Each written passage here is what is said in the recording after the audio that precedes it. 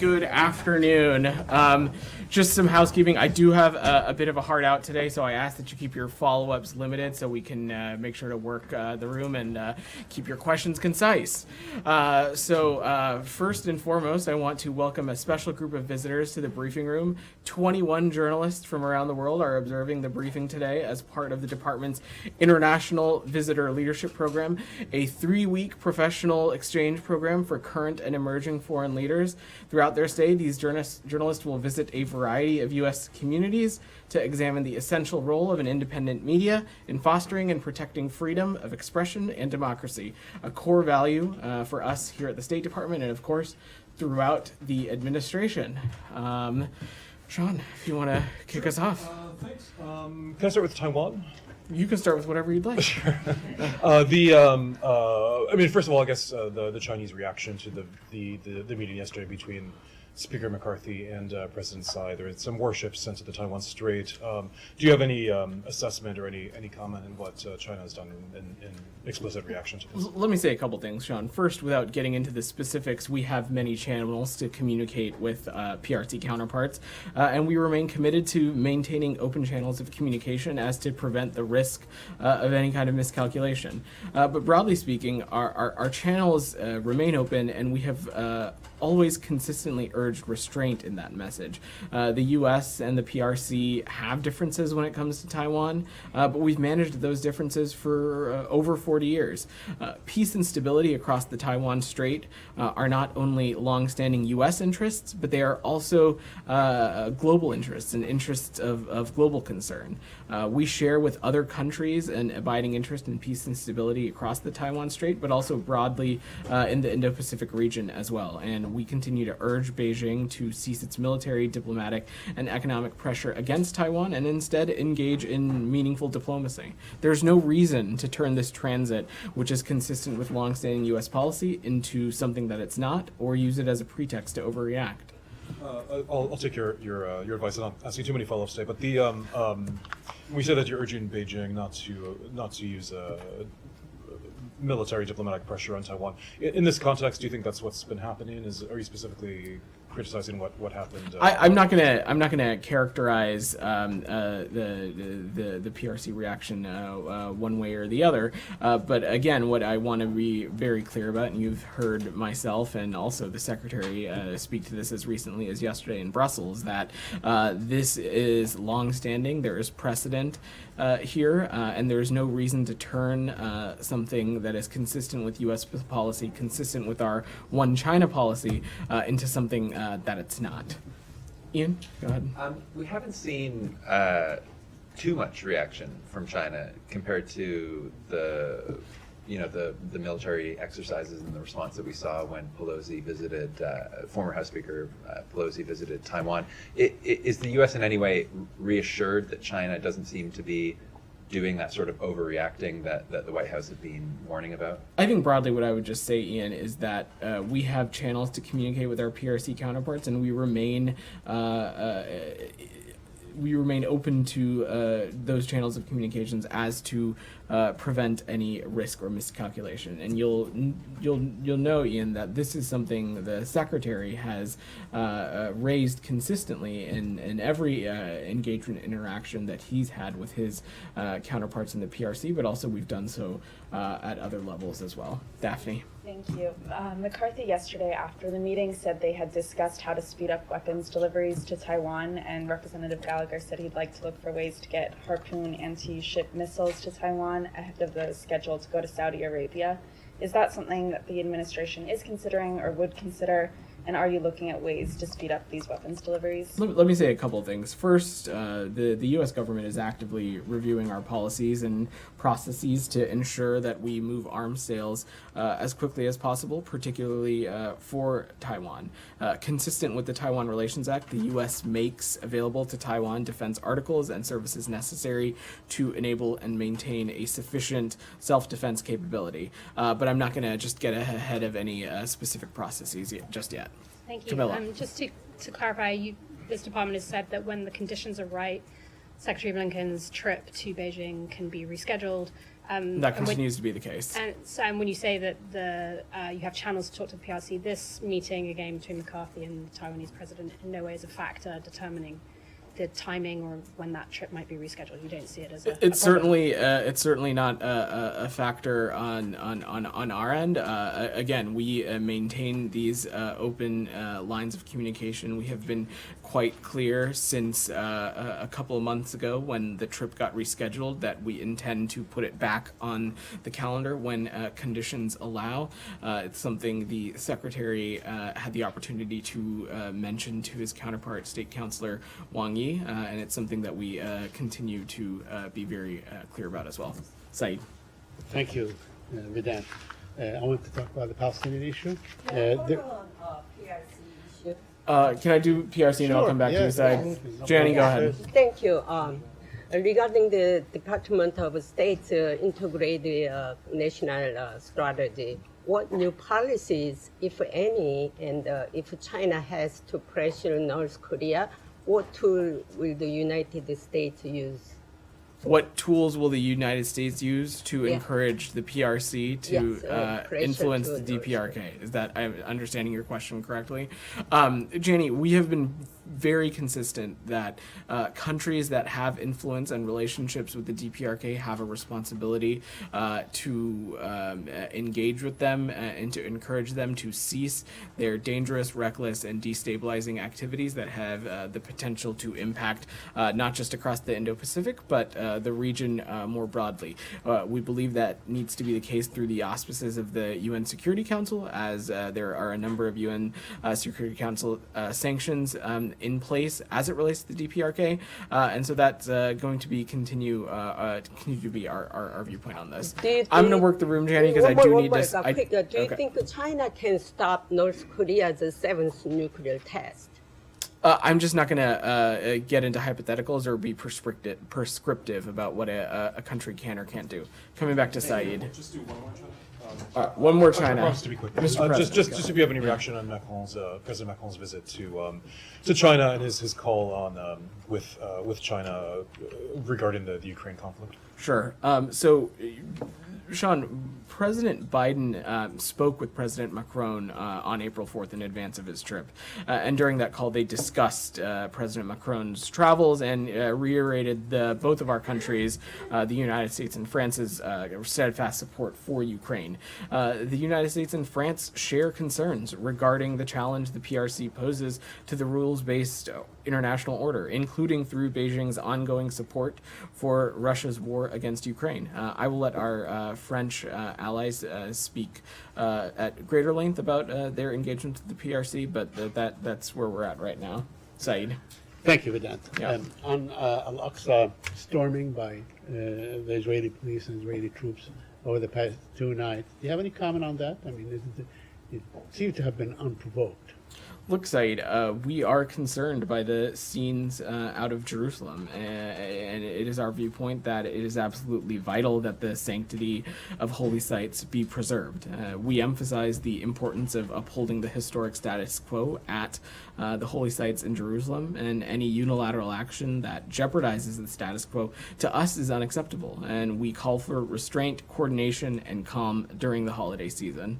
Have you called the Israelis? Has anyone called the Prime Minister's office or the Minister of I don't have any Defense and so specific on calls to read to outside, but urge them you- not to do this again? you Because know- obviously, I mean, the writing is on the wall. They will keep doing this all throughout the month of Ramadan, and Saeed. that can only, as we have seen today, that will only provoke, counter violence. Saeed, I don't have any specific calls or engagements to read out to you, but we are in constant and regular touch with our Israeli partners as well as the Palestinian Authority about these issues, and so we'll continue to raise them directly. But it has been all along the position of this Secretary of State and this administration that to calm down in Ramadan. That but continues- we have seen exactly the opposite. I mean, it seems that maybe the Israeli government, maybe the Prime Minister himself thinks that by exporting, Saeed, his crisis into the Al-Aqsa, maybe that would help him. Saeed, from this very podium, you have seen myself, you've seen Ned Price and other administration officials emphasize the importance of upholding the historic status quo of these historic holy sites in Jerusalem. And we continue to say quite forcefully that any unilateral action that jeopardizes the status quo is unacceptable. And that continues to be our posture on this. Kathleen, go ahead. I have a couple more questions. Said, I really want to make sure that I work the room before I have to go upstairs. About a U.S. citizen who's Okay. been incarcerated Briefly. By the Israelis. You know, he's an elderly man. He's a U.S. citizen. He's a well-known businessman from Youngstown, Ohio.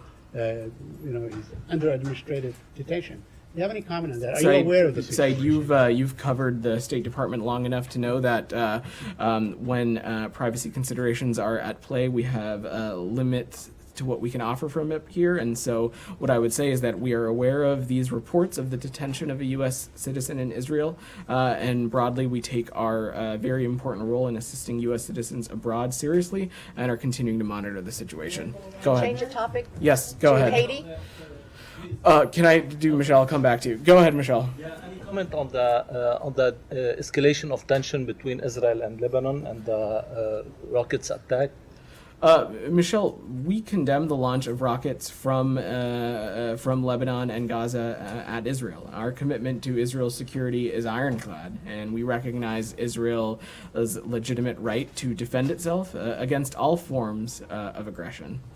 Can I come back to you? I'll come back to you if I can, Camilla. Kathleen's had her hand up for some time. Haiti. Go ahead. Haiti. Yesterday, the administration sanctioned and designated Gary Boudreaux, who seems to be one of the more senior political figures that you've done that to, and a long list of corruption allegations. But I wanted to know if you have any evidence that he has financed the gangs or imported weapons for the gangs. And this then leads to the perennial question of, is there any progress on forming any kind of international peacekeeping or security force for Haiti? And then finally, the Montana Accord. What is the administration's position on them, and do you envision them as being part of any future transitional government? Thanks.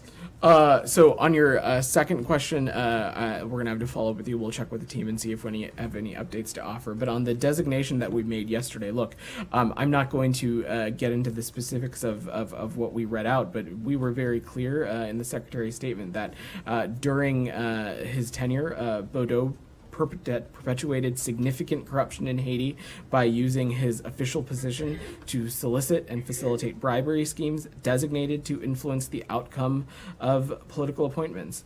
Such acts like these contributed to ongoing violence, instability, and absence of the rule of law in Haiti. And that's why you saw the State Department and Treasury take very serious action yesterday. Hold on, there was some commotion on this side of the room.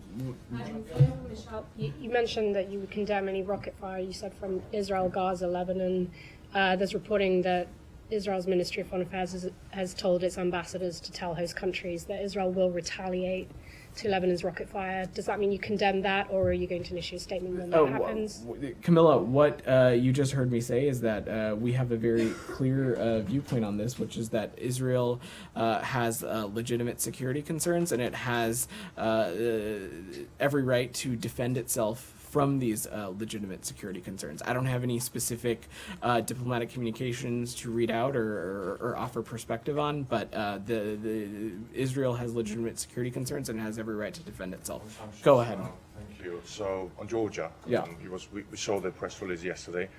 4 Supreme Court judges in Georgia have been designated by the U.S. State Department due to their involvement in significant corruption and for undermining the rule of law in Georgia's judicial system. So this sent shockwaves to Tbilisi, and very jittery leaders of the ruling Georgian Dream Party unleashed a full-blown attack against the U.S. Department, State Department, and promised a re-evaluation of the diplomatic relations. Georgian Foreign Minister this morning sent an open letter to the Secretary Blinken, and it said that it was unacceptable and that he hopes that U.S. would either present the evidence or reconsider its decision. What would be your response? Let me say a couple of things. First, From the very beginning, the American people have stood in solidarity with the people of Georgia and their desire to be a free and sovereign country within its internationally recognized borders. And over the last 30 years, we have become strategic partners working toward our shared vision of Georgia fully integrated into the Euro-Atlantic family of nations and part of Europe, whole, free, and at peace. Specifically on the designations that we announced yesterday, we have credible information that these individuals were involved in significant corruption related to their current and former judicial positions. This corruption undermined the rule of law in Georgia. It undermined Georgia's democratic processes. It damaged the public's faith in Georgia's democratic institutions and officials. As we've previously said, information is gathered from a variety of sources, including open source, and we have very credible information to believe that there was significant involvement in this corruption. Alex, I'm gonna work. Okay, let me do one follow-up, Alex, and I'll come back to you. Go ahead. What are the exact actions of these judges that led you to believe that they are engaged in corruption? And if you have those facts, will you send it to the Georgian officials for further investigations? And one more question, please. Do you think that it is timely to impose sanctions on the judges? Don't you think that it might backfire and bring more polarization between Georgian political parties and interfere with Georgia's I'm going to stop you right European there. Union? The sanctions and designations were just announced yesterday, so I don't think that it is time to lift them, if that was your question. Number one, as I said previously, the State Department has gathered this information from a variety of sources, including open sources. Credible information was obtained that these individuals abused their public positions by participating in corrupt activity, and I'm just not going to get into further specifics from up here. Alex, go ahead. Just a quick follow-up on that. We have seen Georgian interim government taking punitive actions against busy participants. Are sanctions something we should expect more moving forward? The U.S. Will continue to have a number of tools at its disposal to hold these kinds of individuals accountable. Alex, I'm not going to be prescriptive from here. Sure. Moving to Russia, please. Go ahead. Russian court will hear from reporter Ivan on April 18th. Just to be clear, the charges against him are trumped up. Do you agree with that? So, Alex, I would point you no further than what Secretary Blinken said about this yesterday in Brussels, in that he was very clear that he had no doubt in his mind that Mr. Gershkovich was in fact being wrongfully detained. Which is, and you saw me speak to this last week, that we believe that there's no reason to believe any of these charges. We are working through the formal determination process and the policy process in which those work out. I don't have any update to offer on that beyond what Secretary Blinken said yesterday. But broadly, we have no higher priority than the safety and security of American citizens around the world, including those that are being wrongfully detained, or being held hostage. Can you just walk us through the process without naming a name or this particular case? What does it look like? Does it also include Secretary talking to Lavrov and some other? Well, the Secretary spoke to Lavrov. He spoke to Lavrov on Sunday, and he was very clear that the United States found this detention unacceptable, and he called for his release. And he also called for the release of wrongfully detained American citizen Paul Whelan as well. And the question: why is it taking this long? Alex, this is a very deliberate process, a process bound in important policy and law, and we want to make sure that process happens in a way that does justice to this process. Go ahead. Yes, China's Ministry of Foreign Affairs denied today any trafficking of fentanyl or fentanyl precursors from China to Mexico.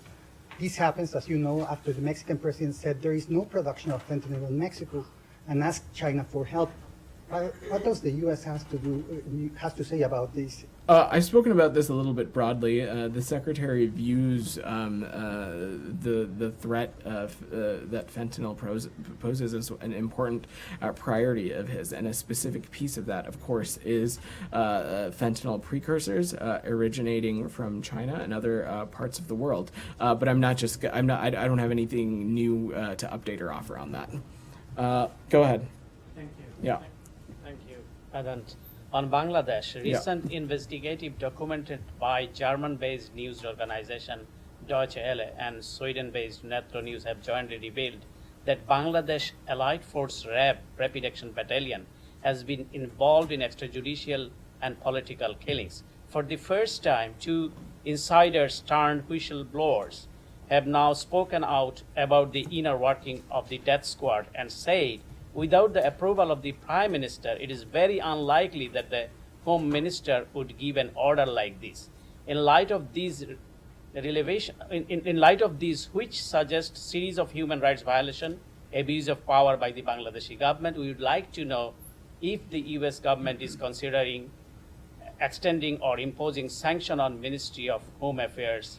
I'm not gonna preview any actions from up here, but we will examine the allegations in this article and video very carefully, and we hope the Bangladeshi government will do the same. Broadly, perpetrators of human rights should be held accountable. Samira, get your hand up. Thank you so much. It's about Tomasz Salehi, a singer and a political prisoner in Iran. It's been reported that he needs immediate medical assistance. Do you have any comments on that? So we're aware of these reports of authorities torturing Tomasz Salehi and his need for urgent medical attention. The Iranian regime's treatment of Tomasz would unfortunately be only the latest in a long line of human rights abuses perpetuated by the regime. We call on Iran's leadership to release Tomasz now, release all political prisoners now, and provide Mr. Salehi with the needed medical attention. Iran's harsh treatment of political prisoners is meant to intimidate people and suppress dissent, and it simply underscores just how much Iran's leadership fears its own people, particularly young people like Tomasz. Michelle, you had your hand up? Okay, let me do one Iran question from Geeta, and then Michelle, I'll come to you. You had your hand up. Go ahead, Geeta. Thank you, Vedant. It's about reestablishment of diplomatic ties between Iran and Saudi Arabia. The Biden administration has always said it supports any initiative to bring peace and calm to the region. How does the administration see this development between those two countries? Are you talking about a specific meeting or engagement? Well, right now in China, the two foreign ministers of Iran and Saudi Arabia have met. That's what I was trying to get at. So, look, Geeta, a meeting of Iranian and Saudi foreign ministers is an expected step in the dialogue process, and as we've said before, we've long encouraged direct dialogue and diplomacy, including between Iran and its neighboring regional government, to help reduce tensions and risk conflict.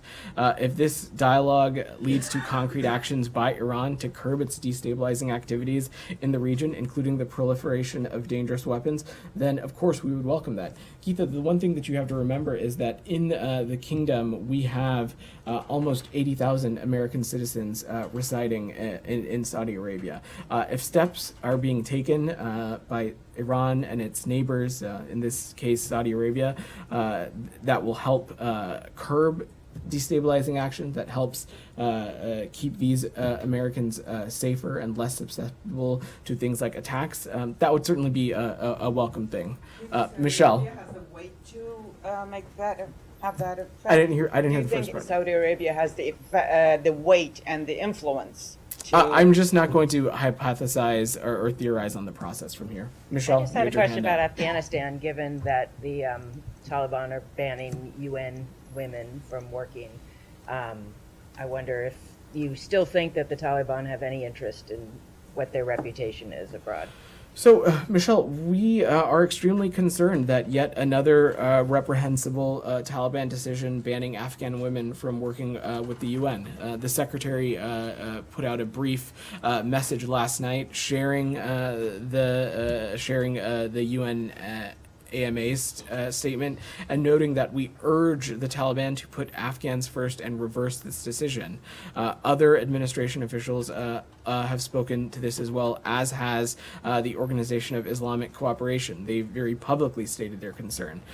Women are central to humanitarian and civil society operations around the world. In Afghanistan, in particular, only women are able to reach some of the most vulnerable, in part because many of the most vulnerable households are women-headed and male aid workers cannot enter. So this is something that we're continuing to pay very close to. Yeah, go ahead. So if UN closes its office in Afghanistan, what will be the future of the aids in Afghanistan? And second, Taliban claims that they are fighting ISIS-K in Afghanistan. Well, is the U.S. satisfied with the fight against ISIS-K by the Taliban? And is there any official or unofficial relation between Taliban and U.S.? I think we have been very clear that we do not recognize the so-called Taliban government in Afghanistan. Broadly, the United States continues to be the single largest aid provider to Afghanistan, and we have ways and mechanisms to do that to ensure that the aid reaches the people that it needs and not in the hands of the Taliban. So I don't have anything additional or new to preview, but that's the latest that I'd have to offer. Go ahead, and then I'll come to Camilla, and then we'll end. Go ahead. Thank you very much. Yeah. As you know, Prime Minister Masroor Barzani, on behalf of people of Kurdistan, reached an agreement with Iraqi Central Government in Baghdad that will allow the KRG to resume exporting oil after the ruling by the International Court of Arbitration. The U.S. was closely involved in reaching the agreement between Erbil and Baghdad. As I understand, why was it important to you?